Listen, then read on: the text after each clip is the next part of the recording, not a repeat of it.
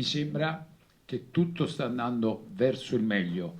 Tu mi dici siamo a posto? No, nel modo più assoluto, cioè non si può perdere neanche più un minuto, il cronoprogramma lo sta Un rispettando. sopralluogo ai cantieri degli impianti sportivi dei Giochi del Mediterraneo e poi la giunta del CONI. Per il presidente del Comitato Olimpico Nazionale Giovanni Malagò è stata una lunga giornata, culminata con un'altrettanto lunga conferenza stampa al Castello Aragonese che sarà Casa Italia nell'agosto del 26 durante i Giochi del Mediterraneo.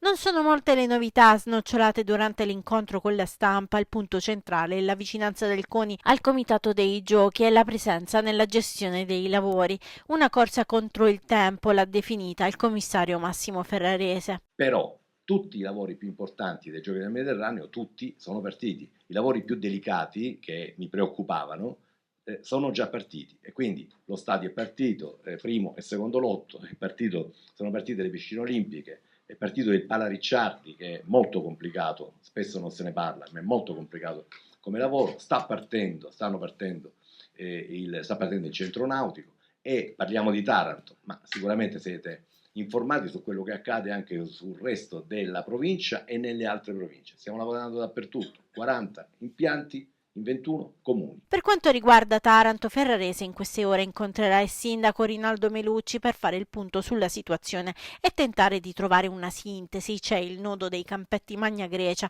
su cui fare chiarezza, ma non solo. Le problematiche legate all'avanzamento dei lavori dei cantieri per i Giochi del Mediterraneo non sono poche.